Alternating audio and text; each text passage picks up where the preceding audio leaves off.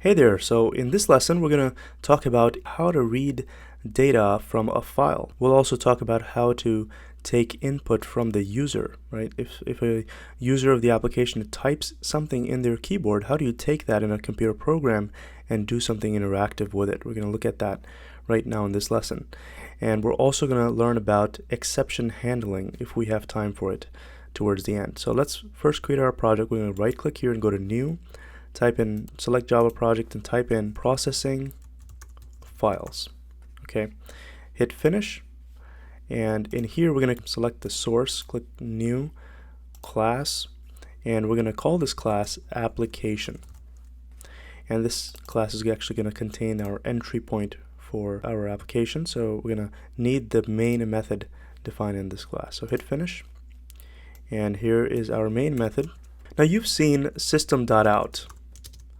You've seen system.out. If you click here, notice it has a particular data type. It's called print stream. This is the data type of this variable, and this variable belongs in system class.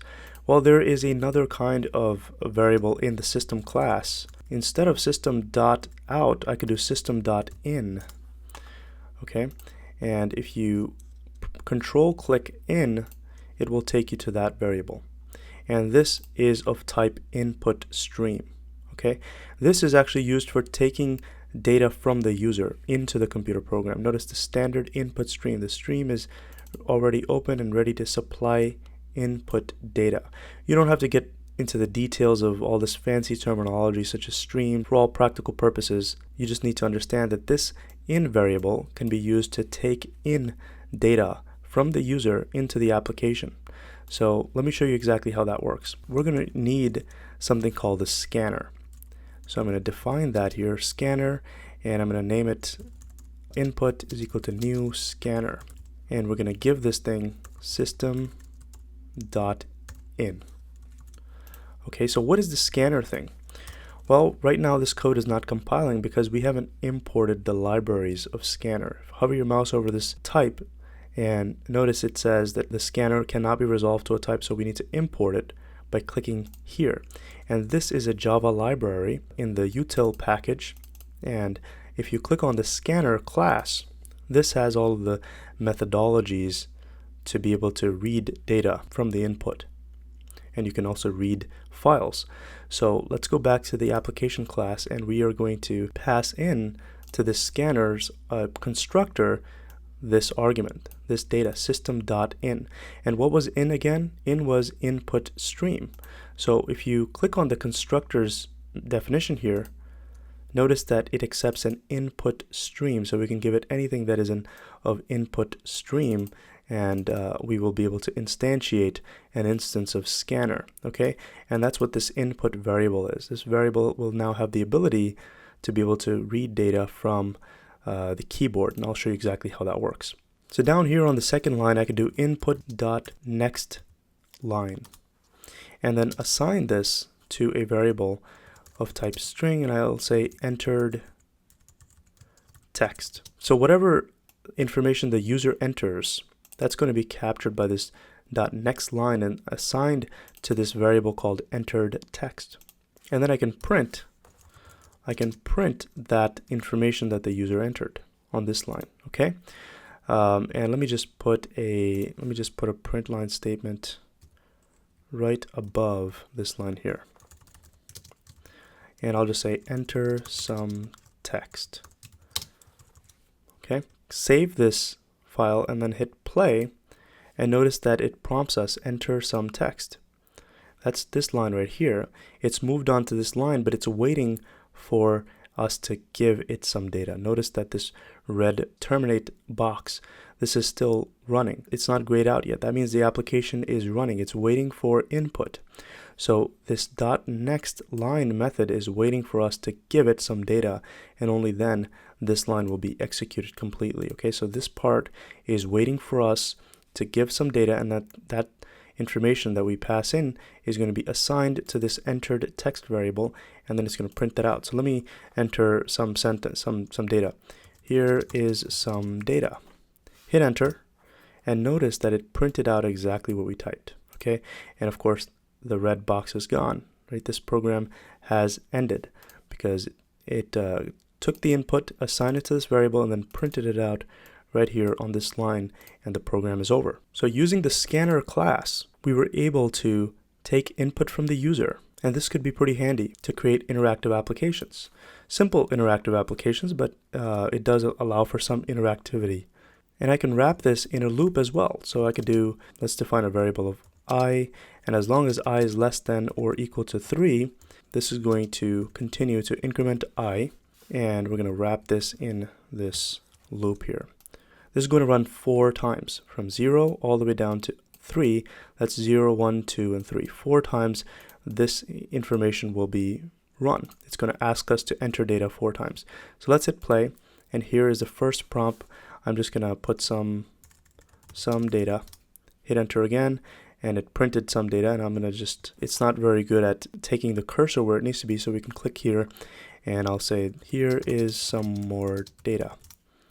Hit enter and take your cursor here, hello there, and then one more time, this is the 4th time prompting us, and I'm just going to write blah, blah, blah. Hit enter, and there you go, the program has terminated. Notice the terminate button is now grayed out. The program ended. So this executed 4 times because of this loop, so it allowed for some interactivity. So you can use the scanner to take input from the user, but you can also use it to read data from files. Okay, let me create a file in this project. Go to new, click on file, and I'm just going to create a basic text file. I'll just call it myfile.txt, and I'll just put some random information in this file. Okay, blah, whatever, just 3 lines of information there, and I can read this file using the scanner. Let me show you how to do that. Comment out this code. Just like we imported this scanner library, there is another kind of library that we need to import to be able to read files, and that's called file class. So I'm going to create a variable of type file, and we're going to do new file and then pass in the string name of this file, and it's called myfile.txt. Okay, so hover your mouse over this file type, and notice that it's saying file cannot be resolved to a type because we haven't imported this library. This library belongs in the java.io package. Okay, so let's click there and notice that up here it imported the class that we need. Now if you're brave enough, you can check out the code in this file class. There's a lot to look at, but you can journey on that towards the later half of the course when you understand Java more. Let me close all of these other classes that we don't need. So this class allows the ability to be able to read and write data to files. So just like how we use the scanner input right here to take data from the user using system in, I can actually take data from this file. Okay, so let's pass that in here to the argument of this method, to this scanner. Hover your mouse here, and it's saying add throws declaration, and this is about exceptions. We're going to take a look at that later, but basically notice it's saying unhandled exception type file not found exception, and it's saying that, hey, if the file is not found, if you're saying that this is the file name, and if I'm not able to find it, I'm going to throw an error. And to allow you to do this, I want to make sure that you catch that error, or at least let whoever is using your program know that there is an error. So we can just add throws declaration for now, and we'll look into exceptions in a little bit. So now this is going to allow us to read the file using the scanner. Hover your mouse here, click on scanner while having your control key pressed, and notice that this is the other constructor of the scanner. We saw scanner constructor using the input stream. Well, this is another constructor of the scanner class that accepts a file. Okay, and going back here, now that we have this input variable with the ability to read data from files, I can create a while loop. While input dot has next line. Here's another method. This should return a boolean. So click here. Notice that it returns a boolean data type, so true or false. So if there is a next line in the file, it's going to return true. So while it's true that there is another line in the file to process, we're going to take that input.nextLine and we're going to assign it to a variable of type string. I'll just call it line. Right, it's going to take that and assign it to this variable called line, and then I could just print out the data, that line. And then when we're done with reading the entire file, it's a good idea to close that scanner. So we could do input.close and click on this, and notice that this method is just saying closes this scanner. So let me close that. I'm just showing you the underlying classes that do this while we code this up. So hopefully it's not too confusing, but I want you to be typing this code along with me and experimenting with it, okay? So there you go. Now if I run this application, it's going to print out the data in the file here on the console. So let's hit play, and notice here is the junk data that I had in that file. Whatever I inserted there, it printed it to the screen. I can add more details in here, such as here is some more data, here is some more, all right, and all of those lines, hit play, all of those lines are going to be printed, okay? Now you might be wondering, what is this file not found exception? Let me get rid of this, and notice that it's going to give an error. It's saying that, hey, I'm about to scan for a file. What if it doesn't exist? That's why this error is showing up. Hover your mouse here, and it's saying unhandled exception type file not found. It has two quick fixes. One is add a throws declaration. That's what we selected before. The other fix is surround with try catch. So if we click on this, this is going to surround this piece of code with the try and catch. Typically, we don't just surround this thing with try and catch. We surround everything that has to do with file processing in the try and catch.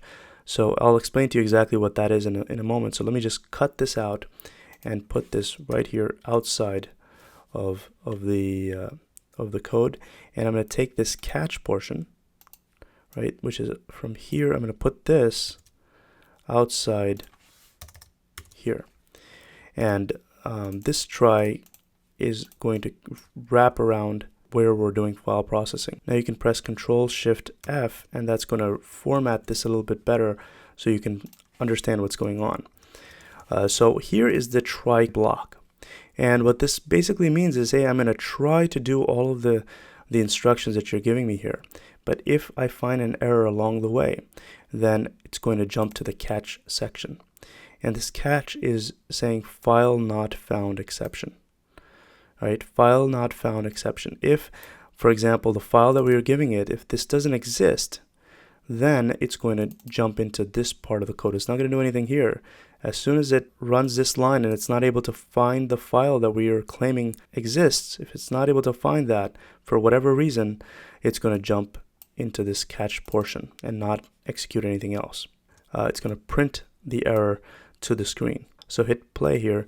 It's able to find this file, and it does what it's supposed to. But if I rename this, let me rename this, go to refactor and rename, and I'll call it my file changed. Hit OK. And now if you hit play, notice that it's giving that exception. As soon as it gets to this line, it's not able to find it. It's going to jump over into this catch block, and notice the exception that it's throwing. File not found exception. Okay, and that's what this thing is designed for. So right now, whatever the exception, that's being assigned to this variable, and then through this variable we're basically printing out whatever is there. Instead of invoking this print stack trace, which is a method on this class, on this file not found exception class, I can actually print something else, file not found. All right, and instead of this print stack trace method being invoked, it's just going to run this. I'm commenting out this line right here. So it's just going to print this because it's not able to find my file. Let's hit play, and notice that it's saying file not found.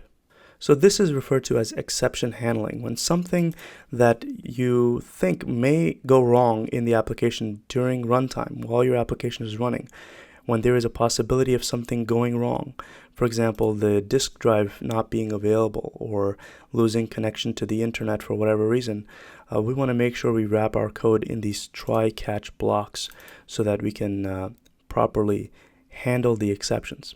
And the exception, the word exception, all it really means is an error. If some error happens, that's all an exception means. And we can define our own methods that throw exceptions. So for example, let me define a method out here. I'm going to call it public. As a matter of fact, let me define it in another class. We're going to right click and go to new class, and I'm going to call it myFileUtils.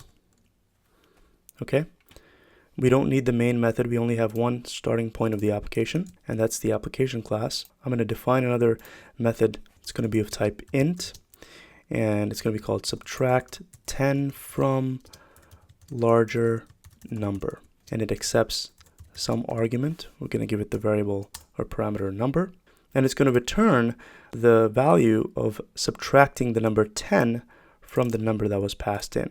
Okay, what it's supposed to return is number minus 10. What we can do is make this method throw exceptions. So at the end of the method signature, right, at the end of the method signature, I can type throws exception.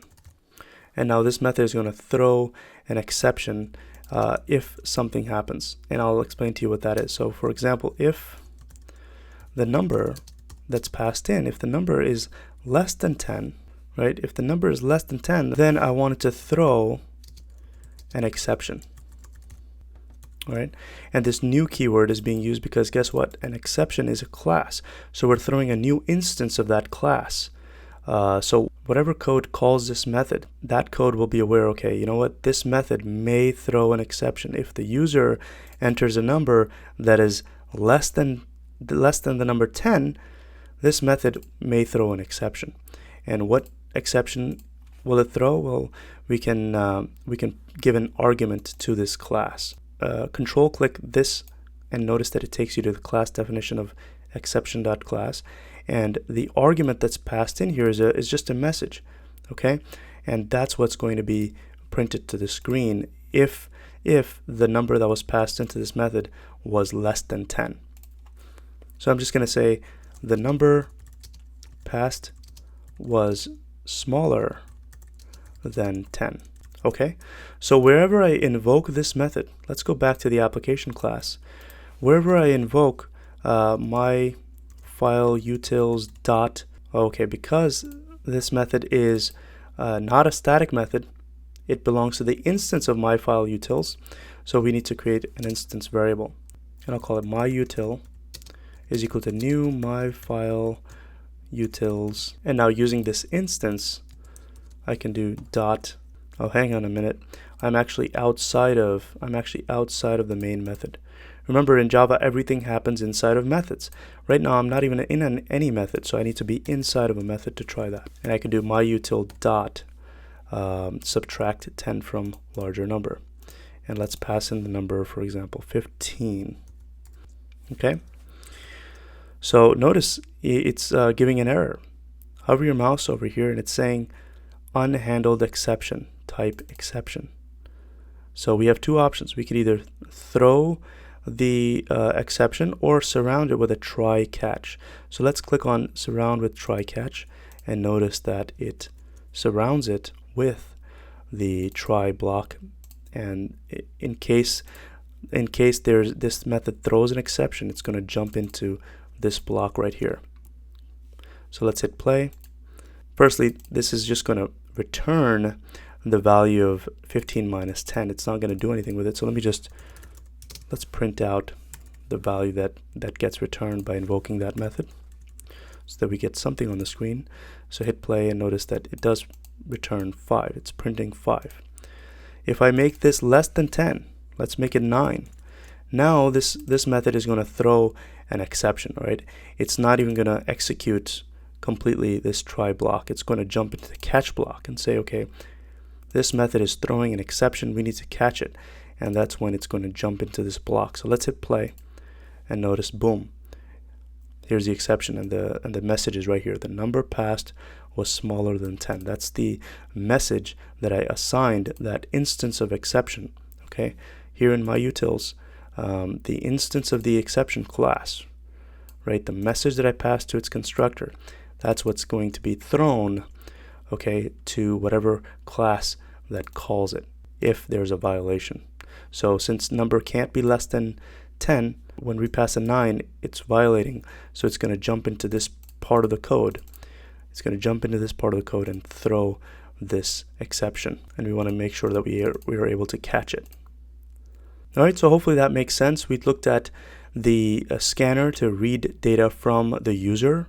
When the user types something in the keyboard, the scanner class has the ability to be able to do stuff with that data. And it also has the ability to read data from files. This file class, this has various methods on it that allow for processing files. So we're creating a new instance of file, and then this object is passed into the scanner, and the scanner is then able to do .has next line, and then it basically returns each line of the file, and then we're able to print it. And then finally we close that scanner, right? So we looked at the scanner for inputting data into the computer as well as reading data from files, and then we also looked at the try and catch, exception handling. Now one more thing we can do is define our own exceptions. Back in the myFileUtils, yeah, I'm throwing my own exception, but this class exception is part of the Java language. It's already been defined, but I can create my own exception class. Let me show you what that looks like. Let's define a class, public class, and I'm going to call it foo runtime exception. Okay, and it should extend the exception class. Right? So again, what was in extends? That was for inheritance. So whatever functionality is in this class is the parent. It's going to be accessible by the child. Okay, and remember to keep your class names with a capital. First letter should always be capital.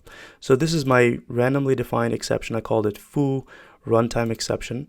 And now instead of just throwing a new exception, I can throw this.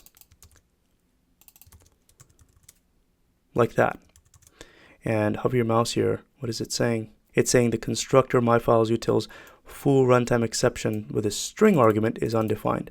So again, if this is a child of this class, then and you're saying that this is this kind of object, then of course the way to create an instance of this should be the same for this guy, right? So we need to define a new constructor specifically for this class. We could do public and then pass in string message, and whatever exception has for the, let's look for the exceptions message. What does it do?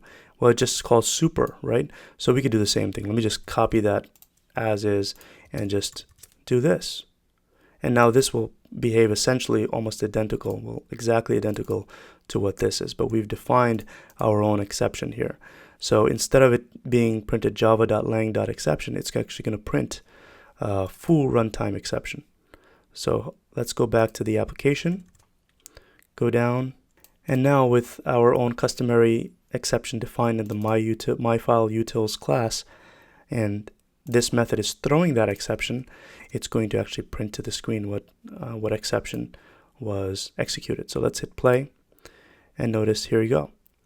It's saying foo runtime exception, and that's defined in myFileUtils, and this is the message that we passed to that exception. The number passed was smaller than 10. So just like how you define classes, you can define your own exception classes, okay? Now the Java libraries have a vast collection of exceptions, and typically you don't really need to be defining your own exceptions, but when you do, it's best practice to actually create a new package. Right now, just to show you, I defined this exception in the same class as this, but typically you want to create a new package and call it exceptions or something, and give some extra details in the beginning. We'll just say com.imtiaz.exceptions, just so that there is no conflict with the exceptions that are already in the Java libraries. So hit finish, and let's create that class. We called it foo runtime exception, right? So foo runtime exception, and hit finish, and let's just copy the code from here and paste it like that. Okay, hit close here, and now of course, since this is in a different package, it's going to want us to import this information, right? So that's why this is not compiling.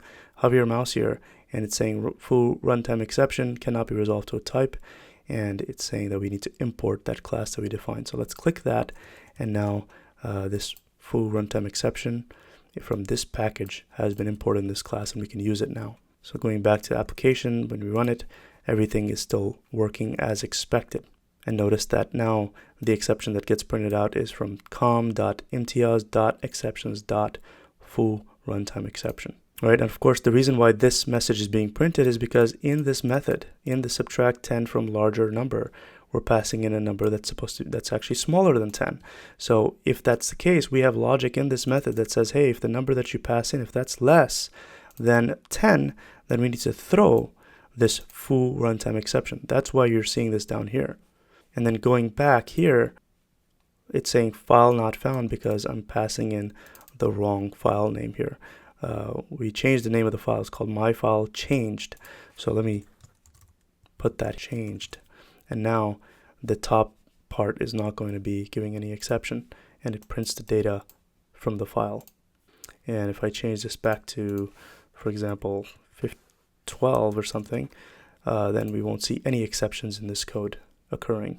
All right, so there was a lot of ground we covered in this lesson.